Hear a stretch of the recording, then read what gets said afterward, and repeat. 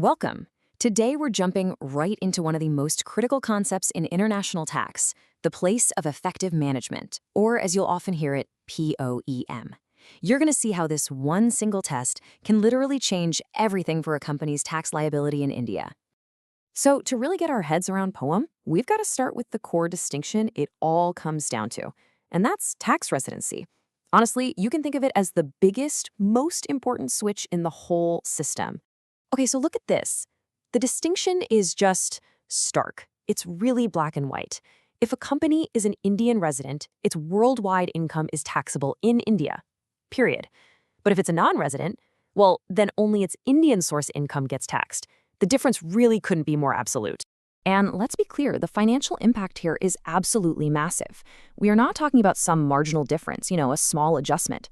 For an offshore holding company with investments all over the globe, flipping this switch is literally the difference between paying Indian tax on all of its global returns and paying Indian tax on absolutely nothing. The stakes, well, they just couldn't be any higher. Okay, so that leads us to the big question, right? How does a company's tax status actually get determined? It turns out there are two very distinct pathways we need to look at. All right, let's break this down. It's actually pretty straightforward. On one side, if a company is incorporated in India, bam, it's an Indian resident. No debate, no analysis needed, it just is.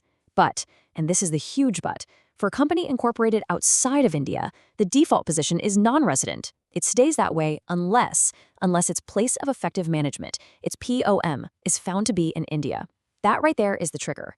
If the POM is in India, that foreign company gets treated as an Indian resident, and suddenly its entire worldwide income becomes taxable. And this really gets to the heart of the matter. You see, incorporation, that's a fact on a piece of paper. It's black and white. But POEM, that's a matter of judgment. It's that gray area, It's where the real deep analysis and, frankly, the professional advisory becomes absolutely essential. So the natural next question is, how does this actually play out in the real world? Which structures are most at risk? Because the reality is, some corporate structures are just way more exposed to a POEM challenge than others. And trust me, if you're an advisor, you are going to see these structures all the time.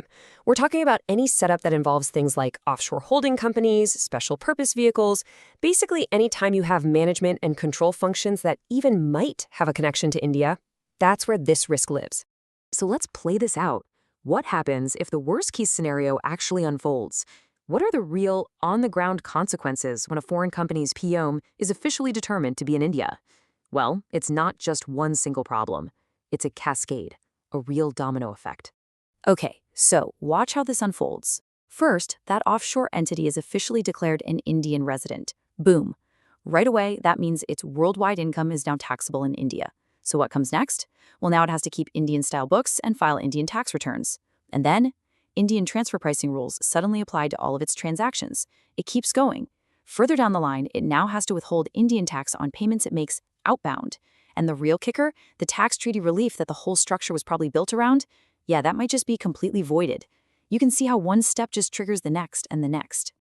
Now, let's shift gears and put this whole concept into one of the most high-stakes situations you can imagine, a merger or an acquisition. This, right here, is where POEM risk becomes incredibly, incredibly acute.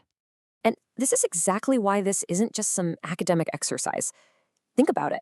If you were advising a buyer and you miss this during the due diligence phase, your client isn't buying the company they think they're buying, not even close. They could be inheriting a massive, totally unforeseen Indian tax liability, a whole new set of compliance rules they never planned for, and that treaty structure they were counting on, potentially worthless. The entire foundation of the deal just changes. So the key takeaway here is simple, but it is absolutely critical. You cannot, I repeat, cannot afford to find out about a POEM issue after the deal is already closed. It has to be a fundamental day one due diligence question. It's a foundational risk that literally shapes the entire valuation and, frankly, the viability of the whole transaction. And just to bring this all home and anchor it for you, everything we've talked about today goes right back to the legislation. You've got Section 6 of the IT Act, that's the one that sets up the POEM test itself. And once that test does its job and determines residency, then Section 5 kicks in. That's what defines the scope of income. So you see, these two sections work hand in glove. POEM is basically the gateway to a company's entire tax base in India. It's the key that unlocks everything else.